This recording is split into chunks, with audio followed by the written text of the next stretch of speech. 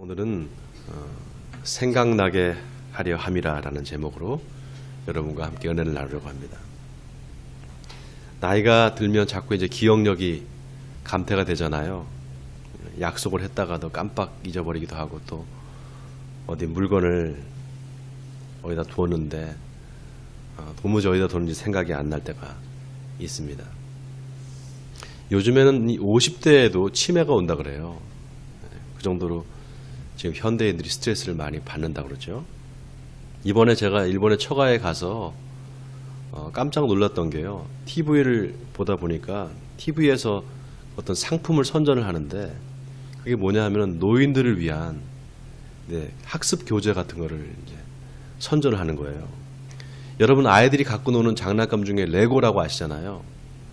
그거랑 비슷하게 생겼는데 나무로 만든 그런 제품을, 블록 제품인데 그걸 이제 노인용 학습 교재라고 해서 팔고 있는 겁니다. 딱 보니까 벌써 이제 치매 방지를 위한 그런 학습 프로그램을 그걸 연구를 해서 이제 제품화해서 팔고 있는 거죠. 그러니까 TV에 선전까지 한다는 게 얼마나 대단합니까? 그만큼 수요가 있다는 거 아니겠어요? 이 치매 환자들이 가장 위험하다는 게 왜 위험한가 하면은 집을 나가서 집을 못 찾아온답니다. 그래서 길에서 이렇게 헤매다가 교통사고가 나서 돌아가시거나, 또 어디 이제 막 잘못돼서 이렇게 어디 빠지시거나, 그래서 이제 돌아가시는 경우가 있다는 거예요. 그래서 주소와 이름과 이제 보호자 전화번호가 적힌 그런 팔찌 같은 거라든지 목걸이 같은 것들을 노인을 위한 그런 제품으로 좀 판매도 하고 있답니다. 여러분, 우리 인생을 종종 이 여행에 비유를 하잖아요. 마치 먼 여행을 떠났다가 다시 집으로 돌아오는 것 같이 우리 인생이 그렇단 말이죠. 하나님께서 아브라함을, 갈대아 우르에 있는 아브라함을 부르십니다. 너는 내 친척 아베 집을 떠나라. 그래서 내가 내게 지시하는 땅으로 가라, 이렇게 말씀하시잖아요. 그래서 그 아브라함이 실은 집을 떠나서 먼 여행을 갑니다. 그래서 가나안 땅에 이주해서 이제 산단 말이죠. 그런데 다시 고향으로 돌아갔느냐, 다시 갈대아 우르로 돌아갔느냐, 못 돌아가고 그냥 그 가나안 땅에서 죽는단 말이죠. 아브라함의 아들 이삭도, 또 이삭의 아들 야곱도 그 가나안 땅에서 다 죽어서 거기 묻힙니다. 그러니까 이방 나라에서 나그네로 살다가 그냥 죽는 겁니다. 히브리서 11장에 보면 그래서 이 아브라함과 이삭과 야곱을 뭐라고 이야기하는가 하면은, 저희가 나온 바 본향을 생각했더라면 돌아갈 기회가 있었으려니와 이제는 더 나은 본향을 사모하니 곧 하늘에 있는 것이라, 이렇게 말합니다. 여러분, 우리가 태어난 곳을 고향이다 이렇게 말하잖아요. 근데 그 고향이 진짜 고향이 아니라 우리 영혼의 고향이 있습니다. 그게 어딘가 하면 바로 하늘나라입니다. 하늘나라가 우리 영혼의 고향이에요. 여러분, 이거 믿으십니까? 그 하늘나라로 가는 길이 있단 말이죠. 여러분, 이런 찬송 아세요? 하늘 가는 밝은 길이, 이런 찬송 아세요? 하늘 가는 밝은 길이 내 앞에 있으니 슬픈 일을 많이 보고 늘 고생하여도 하늘 영광 밝음이 어두운 그늘 헤치니 예수 공로 의지하여 항상 빛을 보도다. 이 찬송 아시죠? 찬송가 493장인데요. 제가 좋아하는 찬송인데 이 찬송가가 주로 장례식 때 부르는 찬송가입니다. 예수님께서 내가 곧 길이요 진리요 생명이 나로 말미암지 않고는 아버지께로 올 자가 없느니라, 이 말씀하셨잖아요. 여러분, 이 말씀이 참 기가 막힌 말씀입니다. 예수님이 우리 영혼의 고향인 하늘나라로 가는 그 길이라는 거예요. 그리고 그 길은 어떤 길인가? 바로 진리를 쫓는 길이죠.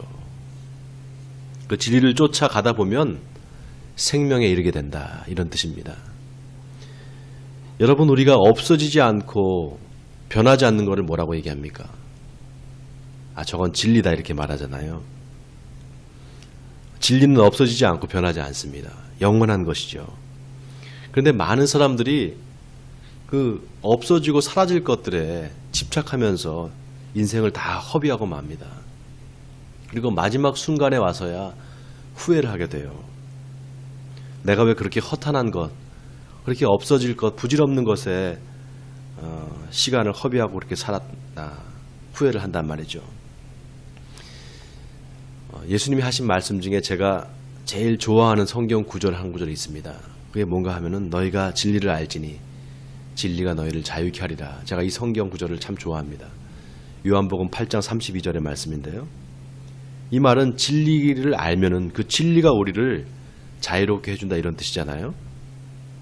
근데 세상 사람들이 돈이 진리라고 생각하고 돈을 쫓습니다.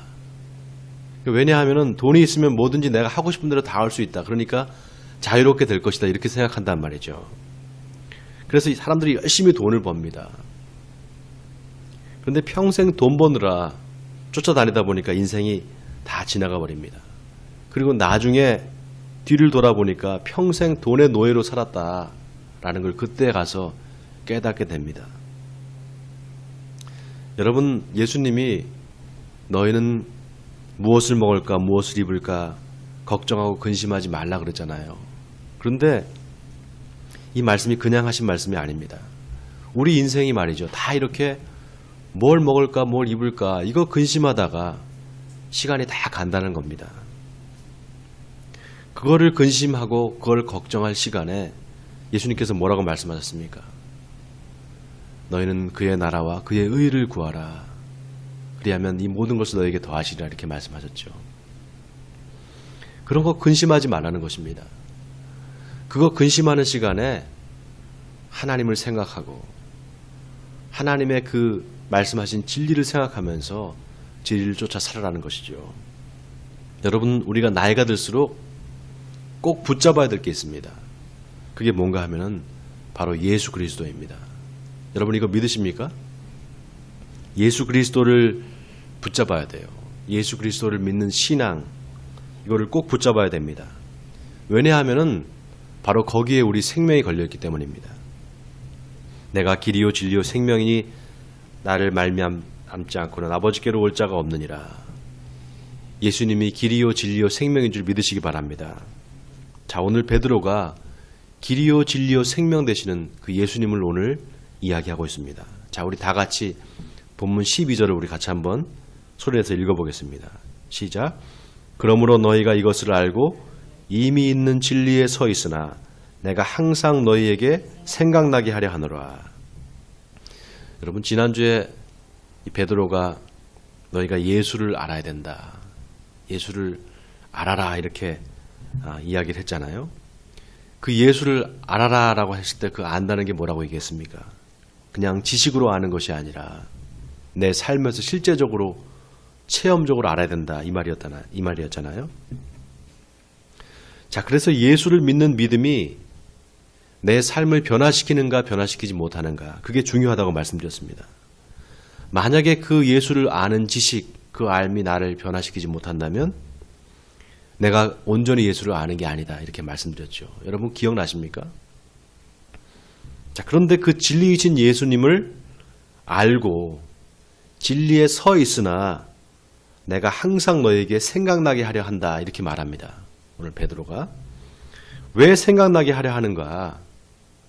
왜 자꾸 생각나게 하려 한다 이렇게 말할까요, 여러분? 자꾸 잊어버리기 때문입니다. 우리가 잊어버리기 때문에 생각나게 해야 된다 이 말이에요.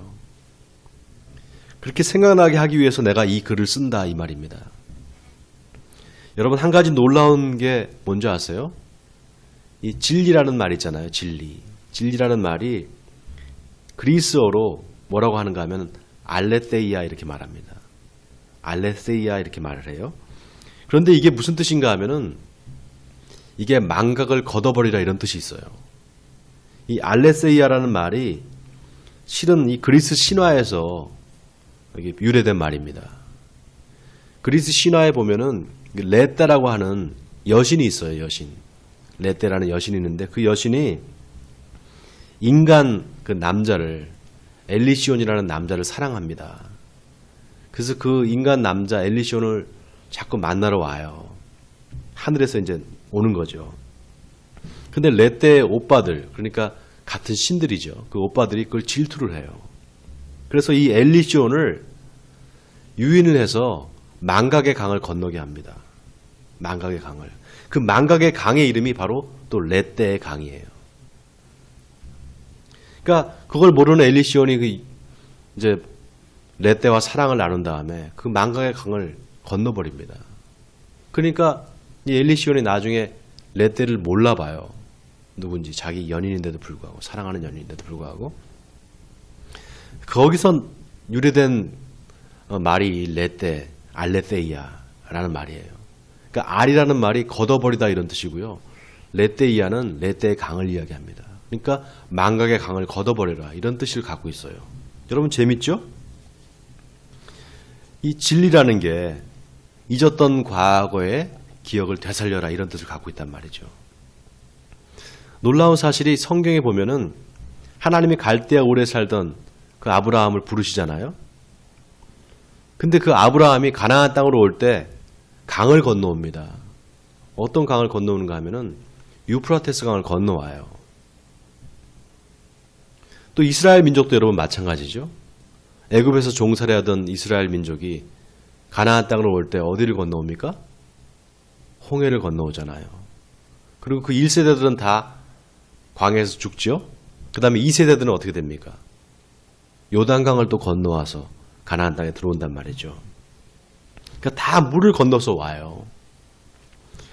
근데 신명기에 보면 그 홍해를 건넌 이스라엘 민족들을 모세가 다 그 모아놓고선 연설을 합니다. 뭐라고 연설을 하는가 하면은 너희가 애굽에 있을 때 종살이 하던 것을 기억하라 이렇게 말합니다. 기억하라. 자, 이 말이 종살이 하던 때를 기억하라. 이 말이 노예 생활하면서 너희들이 생활했던 거 그거 기억하라는 얘기일까요? 노예 생활하면서 뭐 좋은 기억이 있겠습니까? 다 잊어버리고 싶은 과거잖아요. 자, 그거 잊어버리고 싶은 과거를, 아픈 과거를 기억하라는 건가? 그런 뜻이 아닙니다. 그 종살이하던 너희를 누가 구해줬는가? 누가 구해줬습니까? 누가 구해주셨죠? 하나님께서 구해주셨잖아요. 자, 그 하나님께서 구해주셨다는 사실, 그 하나님의 역사를 기억하라는 것입니다. 자, 그런데 고린도전서 10장에 보면은 바울이 또 뭐라고 얘기하는가 하면은 우리 조상들이 다 구름 아래에 있고 바다 가운데로 지나면서 모세에게 속하여 다 구름과 바다에서 세례를 받았다 이렇게 말을 합니다. 세례를 받았다 이렇게 말을 해요. 여러분 이 세례가 뭡니까? 바로 물 세례를 얘기하는 겁니다. 그러니까 아브라함이 유프라테스 강을 건너오고 또 이스라엘 백성들이 홍해를 건너고 또 요단강을 건너고 이게 다 뭘 의미한다는 거예요?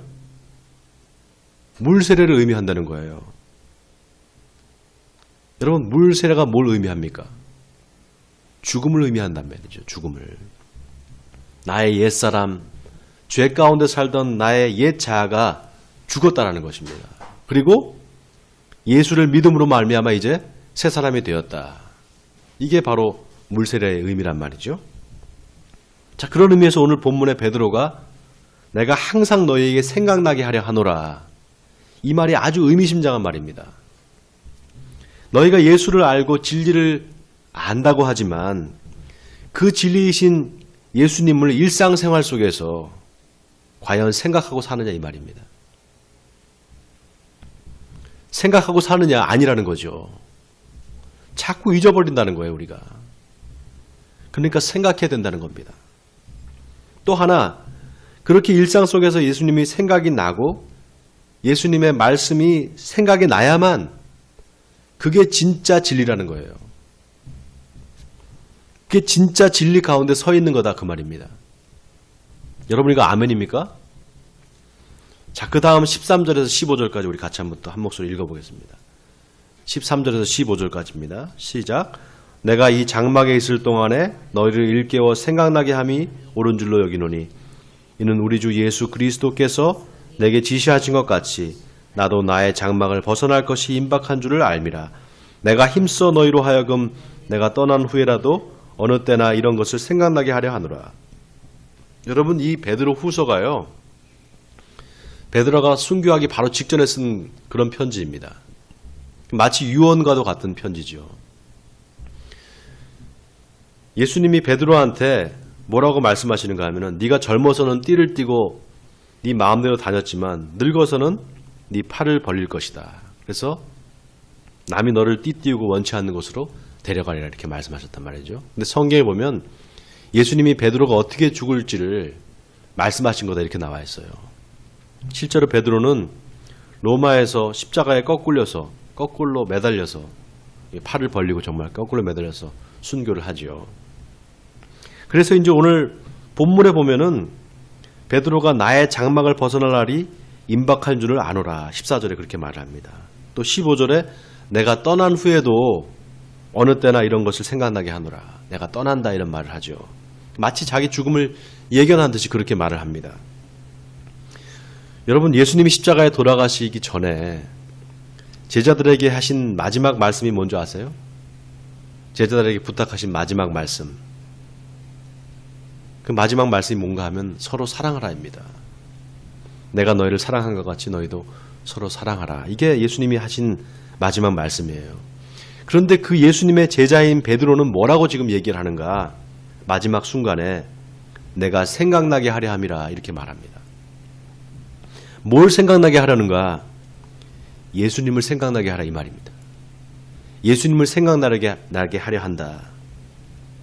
예수님이 하신 말씀이 너희들한테 생각나게 하려고 내가 이 말을 한다 이 말이에요. 그러니까 나를 기억하라, 나를 생각하라가 아니라 예수님을 생각하라는 것입니다. 여러분, 이게 중요합니다. 우리가 나이가 들수록 뭘 붙잡아야 된다고요? 나이가 들수록 뭘 붙잡아야 된다고요? 예수 그리스도. 어떤 정말 그 신실하신 여자 권사님이신데 나이가 드셔서 이제 치매가 오신 거예요. 그래서 자기 자식도 몰라보고 며느리도 몰라보고 손자들도 몰라보는 지경에 그렇게 이르렀다는 겁니다. 돌아가시기 전에 병원에 이제 계시는데 그 아들하고 며느리가 목사님한테 전화를 했다는 거예요. 목사님, 우리 오셔서 좀 저희 어머니 돌아가시기 전에 좀 기도해 주세요. 그래서 목사님이 속으로 아유, 자기 자식도 못 알아보고 손주도 못 알아보는데 나는 알아보겠는가 하고 이제 반신반의하는 마음으로 갔다는 거예요, 병원에.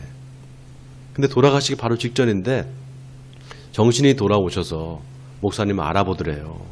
목사님을 알아보더라는 거예요. 그래서 목사님이 권사님, 예수님 아시죠? 그랬더니 고개를 끄덕끄덕하고 안다 그러더라는 거예요. 그리고 얼마 있다가 돌아가셨다는 거예요. 여러분, 나이가 들어서 치매가 와서 죽기 전에 자식도 못 알아보고 또 손주도 못 알아보고 며느리도 못 알아봐도 괜찮습니다. 예수님만 알아보면 돼요. 예수님만 기억하면 됩니다. 우리가 붙잡아야 될 것은 바로 예수 그리스도입니다. 자, 그 예수님이 어떤 분인가? 베드로가 뭐라고 얘기하는가? 오늘 다 같이 17절과 18절을 우리 또 같이 한번 읽겠습니다. 시작. 지극히 큰 영광 중에 이러한 소리가 그에게 나기를 이는 내 사랑하는 아들이요 내 기뻐하는 자라 하실 때 그가 하나님 아버지께 존귀와 영광을 받으셨느니라. 이 소리는 우리가 그와 함께 거룩한 산에 있을 때 하늘로부터 난 것을 들은 것이라. 자, 복음서에 보면은 예수님이 베드로와 요한과 야고보만 데리고 어떤 한 산에 올라가십니다. 근데 거기서 놀랍게 변화가 되셔서 옷이 휘어지기가 정말 빨래하는 자가 더 희귀할 수 없을 정도로 그렇게 환하게 옷이 휘어졌다 이렇게 성경에 기록을 하고 있습니다. 그걸 우리가 변화산 사건이다 이렇게 말을 하잖아요. 자, 그 변화산 사건의 현장에 누가 있었는가? 바로 베드로가 있었단 말이죠. 지금 그때를 회상하면서 베드로가 이야기를 하고 있는 겁니다. 자, 그런데 중요한 게 그때 모세와 엘리야가 나타나서 예수님과 함께 이야기를 나눕니다. 오늘 본문에는 그게 빠져 있잖아요. 그때 하늘에서 음성이 들려요.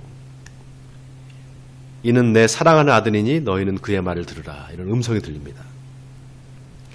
자, 그런데 보세요. 19절에 보니까 19절에 뭐라고 나와 있는가 하면 또 우리에게는 더 확실한 예언이 있어 어두운 데를 비추는 등불과 같으니 날이 새어 샛별이 너희 마음에 떠오르기까지 너희가 이것을 주의하는 것이 옳으니라. 자, 여기 보세요. 우리에게는 더 확실한 예언이 있다는 겁니다. 이게 뭡니까? 확실한 예언이라는 게 뭐죠? 우리에게 확실한 예언이 있다. 이게 성경을 이야기하는 거죠. 성경을. 확실한 예언. 여러분, 이 모세와 엘리야가 뭘 의미한다 그랬죠? 제가 몇 번 말씀드렸잖아요.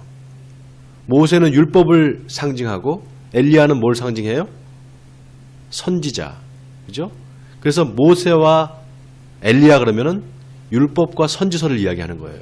구약 성경을 이야기하는 겁니다. 그래서 모세와 엘리야는 구약 성경을 이야기하는 관용적인 표현이라 그랬죠. 자, 그래서 모세와 엘리야가 나타났다는 것은 예수님이 하나님의 아들이라는 사실을 구약 성경이 증언하고 있다는 거예요. 자, 그 다음 20절을 보세요. 먼저 알 것은 성경의 모든 예언은 사사로이 풀 것이 아니니. 자, 여기 성경에 대한 이야기가 나오죠. 확실한 예언이 있다. 그게 바로 뭐냐? 성경이다라는 거예요. 자, 그런데 그 성경의 예언은 어떤 것이냐? 사사로이 풀면은 안 된다는 겁니다. 자, 그 다음 21절을 보세요. 왜 그러면 사사로이 풀면 안 되는가? 예언은 언제든지 사람의 뜻으로 낸 것이 아니요 오직 성령의 감동하심을 받은 사람들이 하나님께 받아 말한 것임이라. 여러분, 우리나라가 말이죠. 하나님의 축복을 정말 많이 받은 나라입니다. 우리나라처럼 이렇게 영적인 축복을 받은 나라가 세계적으로 없어요. 얼마나 많은 교회가 있습니까? 외국 갔다가 밤 비행기로 한국에 오잖아요. 김포로 오든 뭐 인천으로 오든 오면 하늘에서 보세요. 그 빨간 불빛이요. 그 십자가 불빛이 쫙 퍼져 있습니다. 너무너무 아름다워요. 그렇게 영적으로 우리가 많은 축복을 받았는데 또 영적으로 가장 혼탁한 나라가 바로 우리 대한민국입니다. 세계적으로 이단이 제일 많은 나라가 또 우리나라예요. JMS, 통일교, 뭐 구원파, 신천지, 하나님의 교회 이단들이 전부 이 한국에서 나왔지 않습니까? 그런데 이 한국의 이단들이 한국에서만 이단이 아니에요. 전 세계적으로 이게 맹위를 떨칩니다. 이번에 일본에 가서 이제 처갓집에 이제 요코하마인데 요코하마에서 그 조금 떨어진 곳에 처갓집에서 조금 떨어진 곳에 히요시라는 그런 곳이 있어요. 근데 거기 가면은 게이오 대학이 있습니다. 제가 뭐 좀 알아보려고 거기를 가는데 그 게이오 대학의 이 대자보에다가 뭘 붙여놨는가 하면은 그 학교 정문 앞에서 앙케이트 조사하는 사람 그러면서 말을 걸어오는 사람을 조심해라 이렇게 써 있어요. 누구를 얘기하는 건 줄 아세요, 여러분? 신천지입니다. 신천지. 그러니까 전 세계적으로 그 신천지가 얼마나 지금 활동을 하는지 몰라요. 왜 이렇게 우리나라에서 많은 이단들이 나오는가? 우리나라 사람들이 성경을 제대로 모르기 때문입니다. 성경보다 무슨 병 고치는 은사가 있다. 또 그러면은 무슨 신유다 그러면 거기에 관심을 더 쏟습니다. 그리고 성경을 깊이 읽지는 않아요. 여러분, 여기 성경의 예언은 사사로이 풀면 안 된다라는 이 말이 성경을 읽다가 잘못되면은 뭐 이단 같은 데로 빠질 수 있으니까 성경을 읽지 말라는 겁니까? 그거 아니잖아요. 성경을 제대로 알아야 된다는 겁니다. 자, 그런데 그 성경을 제대로 알려면 어떻게 되는가? 성령의 도움을 받아야 된다는 거예요. 여러분, 하나님이 우리에게 성경만 주신 게 아니에요. 우리에게 성령을 주셨습니다. 성령은 하나님의 깊은 것까지도 깨달아 아느니라 이렇게 말씀했단 말이죠. 왜 사람들이 이단에 빠지는가? 또 하나 성령을 받지 못했기 때문입니다. 하나님의 성령을 받은 사람은 절대로 이단에 빠질 수가 없습니다. 왜냐하면 성령은 진리의 영이기 때문에 그렇습니다. 자, 그런데 그럼 성령이 어떤 사람한테 임하는가? 잘 들으세요, 여러분. 하나님의 말씀을 듣는 사람한테 임합니다. 다시 말씀드릴게요. 성령이 어떤 사람한테 임하는가? 하나님의 말씀을 듣는 사람, 그 사람한테 성령이 임해요. 여러분, 오순절 다락방에 모인 120명의 제자들이 성령을 받잖아요. 어떻게 받았는 줄 아세요? 예수님이 부활하신 다음에 승천하시기 전에 제자들한테 하신 말씀이 있어요. 뭐라고 말씀하셨는가 하면은 예루살렘을 떠나지 말고 내게서 들은 바 아버지께서 약속하신 것을 기다리라 그랬단 말이죠. 내게서 들은 바 아버지께서 약속하신 것. 여러분, 구약과 신약 할 때 그 약자가 무슨 약자입니까? 약속할 때 약자예요. 구약은 옛 약속, 신약은 새로운 약속이란 말이죠. 그러니까 성경 66권이 다 하나님의 약속입니다. 그러니까 성령을 받으려면은 먼저 어떻게 해야 돼요? 하나님의 말씀, 하나님의 약속의 말씀을 들어야 되는 거예요. 그러니까 자꾸 성경을 읽어야 됩니다. 들어야 되고. 성경 보지 않고 어떻게 성령을 받습니까? 누가 기도원에 가서 기도하다가 성령을 받았다. 그러니까 자기도 기도하러 간다. 성경을 읽지 않는 사람이. 그러다가 기도원에 가서 산에 올라가가지고 기도하다가 무슨 귀신이 들려서 그런 사람 있습니다, 여러분. 악령이 들려서 이상하게 되는 사람 많아요. 여러분, 먼저 성경을 읽어야 됩니다. 성경 읽고 기도하다가 성령을 받았다. 그게 진짜입니다, 여러분. 아멘입니까? 저는 이해가 안 되는 게 사람들이 예수님이 누군지 어떤 분인지 거기에는 관심이 없고 뭐 병을 고친다, 기적이 일어났다, 거기에만 관심을 쏟아요. 여러분, 사람은 어차피 다 죽습니다. 다 죽어요. 예수님이 죽은 지 나흘 된 그 나사로를 살려주시잖아요. 그 나사로가 다시 죽었습니까? 살았습니까? 다시 죽었어요. 병 나은 게 뭐가 중요합니까, 여러분? 병 나은 게 중요한 게 아니라 그걸 통해서 예수님을 믿게 됐느냐 아니면 믿지 않게 됐느냐, 그게 중요합니다. 기적이 중요한 게 아니라 그 기적을 통해서 예수님을 만나는 게 중요합니다. 자, 이제 말씀을 마치겠습니다. 여러분, 여러분의 일상에서 예수님이 자꾸 생각나십니까? 예수님이 생각나세요? 성경 말씀이 자꾸 생각납니까? 말씀을 하나도 생각이 안 나고 예화만 생각이 난다. 이거 문제죠. 이거 문제입니다.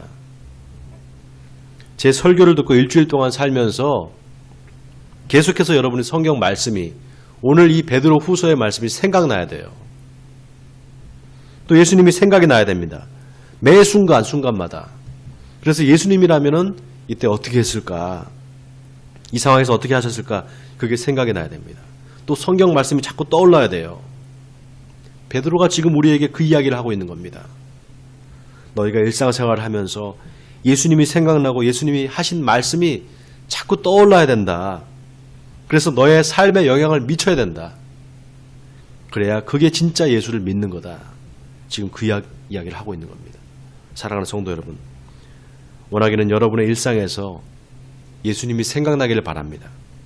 매 순간순간마다 주님의 음성이 들리기를 바랍니다. 그래서 진리이신 주님과 함께 날마다 동행하시는 여러분 되시기를 주님의 이름으로 간절히 축원드립니다.